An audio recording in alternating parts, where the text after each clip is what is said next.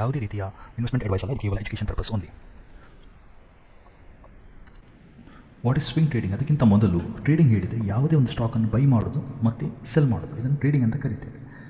ಇದರಲ್ಲಿ ಲಾಭನೂ ಆಗ್ಬೋದು, ನಷ್ಟನೂ ಆಗ್ಬೋದು.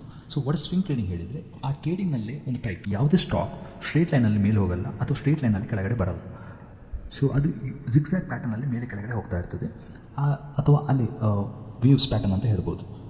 ನೀವು ಅದನ್ನು ಕೆಳಗಡೆ ಇರುವಾಗ ಬೈ ಮಾಡಬೇಕು ಮತ್ತು ಮೇಲುಗಡೆ ಒಂದು ಪಾಯಿಂಟ್ ರೀಚ್ ಆದಾಗ ಸೆಲ್ ಮಾಡಬೇಕು. ಹಾಗೆ ಮತ್ತೆ ವೇಟ್ ಮಾಡಬೇಕು, ಮತ್ತೆ ಕೆಳಗಡೆ ಬಂದಾಗ ಬೈ ಮಾಡಬೇಕು, ಮೇಲುಗಡೆ ಹೋದಾಗ ಸೆಲ್ ಮಾಡಬೇಕು. ಸೊ ಈ ಶಾರ್ಟ್ ಡ್ಯೂರೇಷನ್ ಆಫ್ ಪ್ರೈಸ್ ಮೂಮೆಂಟನ್ನು ಕ್ಯಾಪ್ಚರ್ ಮಾಡಿ ಆ ಟ್ರೇಡ್ ತಗೊಂಡು ಬೈ ಸೆಲ್ ಮಾಡೋದನ್ನು ಸ್ವಿಂಗ್ ಟ್ರೇಡಿಂಗ್ ಅಂತ ಹೇಳ್ತೇವೆ. ಇದು ಒಂದು ನಿಮಗೆ 1 ವೀಕಿಂದ 3 ಮಂತ್ಸ್ ಟೈಮ್ ಡ್ಯೂರೇಷನ್ವರೆಗೆ ಮಾಡ್ಬೋದು ಒಂದು ಸ್ಟಾಕ್ನಲ್ಲಿ, ಬೇಸ್ಡ್ ಆನ್ ಟೆಕ್ನಿಕಲ್ ಚಾರ್ಟ್ ಇಂಡಿಕೇಟರನ್ನು ಯೂಸ್ ಮಾಡಿಕೊಂಡು. ಹಾಗೂ ಇದರಲ್ಲಿ ನಿಮಗೆ 3%ಇಂದ 15% ಅಷ್ಟು ಲಾಭವನ್ನು ಗಳಿಸ್ಬೋದು, ಅಥವಾ ಲಾಸಸ್ ಕೂಡ ಆಗಬಹುದು ನಿಮ್ಮ ಡೈರೆಕ್ಷನ್ ರಾಂಗ್ ಆಗಿದ್ದರೆ ಅಥವಾ ಅನಾಲಿಸಿಸ್ ರಾಂಗ್ ಆಗಿದ್ದರೆ. ಪ್ಯಾಟರ್ನ್ಸ್ ಆಫ್ ಸ್ವಿಂಗ್ ಟ್ರೇಡಿಂಗ್, ಇಲ್ಲಿ ಮೇನ್ಲಿ 3 ಪ್ಯಾಟರ್ನ್ಸ್ ಸಿಗುತ್ತೆ.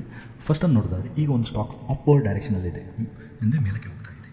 ಸೊ ಆವಾಗ ನೀವು ನೋಡ್ಬೋದು ಈ ಚಾರ್ಟ್ನಲ್ಲಿ 100 ರೂಪೀಸಿಂದ 120 ಹೋಯಿತು, ಮತ್ತು ಅದು 105 ರೂಪೀಸಿಗೆ ಕೆಳಗಡೆ ಬಂದಾಗ ಅದರಲ್ಲಿ ಪೊಸಿಷನ್ ತಗೊಳ್ಬೇಕು, ಅಥವಾ ಅದರ ಕ್ಲೋಸೆಸ್ಟ್ ವ್ಯಾಲ್ಯೂ ಬಂದಾಗ ನೀವು ಪೊಸಿಷನ್ ತಗೊಳ್ಬೇಕು. ಮತ್ತು 135 ಮೇಲಕ್ಕೆ ಹೋದಾಗ ಅದನ್ನು ಸೆಲ್ ಮಾಡಬೇಕು, ಮತ್ತು ಪುನಃ ವೇಟ್ ಮಾಡಬೇಕು, ಮತ್ತು 120 ಬಂದಾಗ ಬೈ ಮಾಡಬೇಕು, 160 ಬಂದಾಗ ಅದನ್ನು ಸೆಲ್ ಮಾಡಬೇಕು. ಸೊ ಇದೇ ರೀತಿ ಇದರ ಪ್ರತಿ ಡೈರೆಕ್ಷನನ್ನು ಅಂದರೆ ಅಪ್ವರ್ಡ್ ಮೂಮೆಂಟನ್ನು ನೀವು ಕ್ಯಾಪ್ಚರ್ ಮಾಡ್ತಾ ಟ್ರೇಡ್ ತಗೊಳ್ತಾ ಇರಬೇಕು. ಬಟ್ ಡೌನ್ ಟ್ರೆಂಡ್ ಚಾರ್ಟ್, ಇಲ್ಲಿ ಏನಾಗ್ತಾಯಿದೆ ಅಂದರೆ ಒಂದು ಸ್ಟಾಕ್ ಕೆಳಗಡೆ ಬರ್ತಾ ಇದೆ. ಸೊ ಇಲ್ಲಿ ನೀವು ಸೇಮ್ ಪ್ಯಾಟರ್ನ್ ಅಂದರೆ ಟ್ರಯಾಂಗಲ್ ಪ್ಯಾಟರ್ನನ್ನೇ ನೋಡ್ಬೋದು. ಆ ಸ್ಟಾಕ್ 100ಅಲ್ಲಿತ್ತು, 80ಗೆ ಬಂತು, ಮತ್ತೆ ಪುನಃ 100ಗೆ ಹೋಯಿತು, ಮತ್ತು 75 ಬಂದಾಗ ಅಲ್ಲಿ ಎಂಟ್ರಿ ಆಗಬೇಕು, ಅಂದರೆ ಬೈ ಮಾಡಬೇಕು. 95 ಹೋದಾಗ ಅದನ್ನು ಸೆಲ್ ಮಾಡಬೇಕು, ಮತ್ತೆ ವೇಟ್ ಮಾಡಬೇಕು, ಮತ್ತು 70 ಪಾಯಿಂಟಿಗೆ ರೀಚ್ ಆದಾಗ ಬೈ ಮಾಡಬೇಕು, 75ಗೆ ಸೆಲ್ ಮಾಡಬೇಕು. ಈಗ ಸೈಡ್ ವೇಸ್ ಚಾರ್ಟ್ ಹೇಳಿದರೆ, ಈಗ ಒಂದು ಇನ್ವೆಸ್ಟರ್ ಇರ್ತಾನೆ, ಅವನು ಒಂದು ಸ್ಟಾಕಲ್ಲಿ ಇನ್ವೆಸ್ಟ್ ಮಾಡಿರ್ತಾನೆ, ಅದು ಆಫ್ಟರ್ 1 ಇಯರ್ 100 ಆಗಿ ಬೈ ಮಾಡಿದ್ದು 100ಅಲ್ಲೇ ಇರ್ತದೆ, ಯಾವುದೇ ರೀತಿಯ ಪ್ರೈಸ್ ಮೊಮೆಂಟಮ್ ಆಗಿರೋದಿಲ್ಲ. ಸೊ ಅದೇ ಆಪರ್ಚುನಿಟಿಯನ್ನು ಈ ಟ್ರೇಡರ್ ಗ್ರ್ಯಾಬ್ ಮಾಡ್ತಾರೆ. ಇವ್ರು ಏನು ಮಾಡ್ತಾರೆ ಹೇಳಿದರೆ, ಆ ಸ್ಟಾಕ್ 100ಇಂದ 120 ಹೋಗಿರ್ತದೆ, ಅಂದರೆ ಅದು ಸ್ಮಾಲ್ ಮೊಮೆಂಟಮ್ ಆಗಿರ್ತದೆ, ಆದರೆ ಅದು ಇದ್ದ ಯಾವುದೇ ಡೈರೆಕ್ಷನ್ ಅನ್ನು ತಗೊಂಡಿರಲ್ಲ, ಅಂದರೆ ಮೇಲ್ಗಡೆನೂ ಹೋಗಿರಲ್ಲ, ಅದು ಕೆಳಗಡೆ ಡೈರೆಕ್ಷನಲ್ಲೂ ಇರಲ್ಲ. ಸೊ ಇಲ್ಲಿ 100ಇಂದ 120 ಬಂದಾಗ ಅವ್ನು ವಾಚ್ ಮಾಡ್ತಾ ಇರ್ತಾನೆ, ಮತ್ತೆ ಪುನಃ 100 ಹೋದಾಗ ಬೈ ಮಾಡ್ತಾನೆ, 110ಗೆ ಸೇಲ್ ಮಾಡ್ತಾನೆ. What is important to know? Main ಇದರಲ್ಲಿ ಟೆಕ್ನಿಕಲ್ ಚಾರ್ಟ್ ಅಂಡರ್ಸ್ಟ್ಯಾಂಡಿಂಗ್ ನಿಮಗೆ ಇರಲೇಬೇಕು. ಯಾಕೆ ಹೇಳಿದರೆ ಇದರಲ್ಲಿ ಈಗ ನಿಮ್ಮೊಂದು ಕ್ವಶನ್ ಬರ್ಬೋದು, ಇದು ABCD ಪಾಯಿಂಟ್ಸ್ ನೀವು ಹೇಳಿದ್ರಲ್ಲ, ಅದು ಹೇಗೆ ನಮ್ಗೆ ಗೊತ್ತಾಗ್ತದೆ ಅಂತ.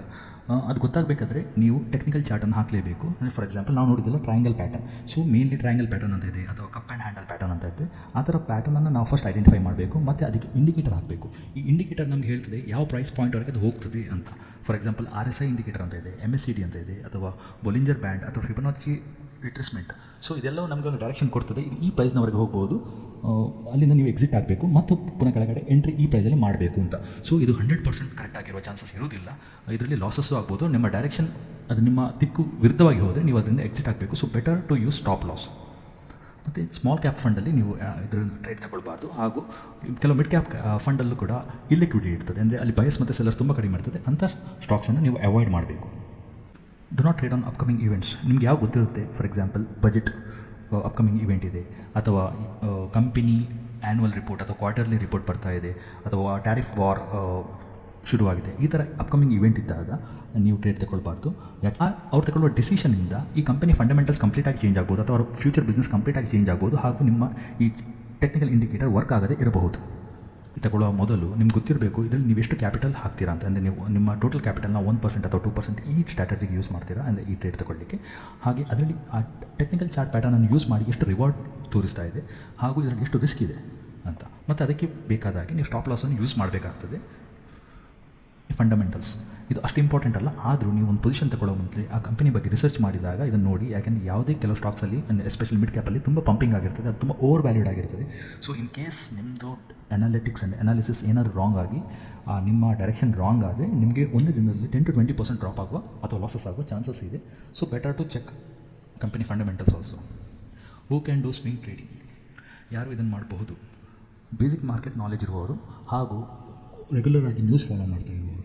ಫಾರ್ ಎಕ್ಸಾಂಪಲ್ ನಿಮಗೆಲ್ಲ ಗೊತ್ತಿರಬೇಕಂತ ಏನಿಲ್ಲ, ಗ್ಲೋಬಲಿ ಏನಾಗ್ತಾಯಿದೆ ಮೇಜರ್ ಇವೆಂಟ್ಸ್, ಫೆಡ್ ಇವೆಂಟ್ ಇರಲಿ ಅಥವಾ ಟ್ಯಾರಿಫ್ ವಾರ್ ಇರಲಿ, ಹಾಗೆ ಇಂಡಿಯನ್ ಏನಾಗ್ತಾಯಿದೆ, ಅದರ ಜೊತೆಗೆ ನೀವು ಯಾವ ಸ್ಟಾಕಲ್ಲಿ ಟ್ರೇಡಿಂಗ್ ಮಾಡ್ತಾ ಇದ್ದೀರಿ, ಡಿಸೈಡ್ ಮಾಡಿದೆ, ಆ ಸ್ಟಾಕ್ನ ಬಗ್ಗೆ ಸ್ವಲ್ಪ ನ್ಯೂಸ್ ಗೊತ್ತಿರಬೇಕಾಗ್ತದೆ.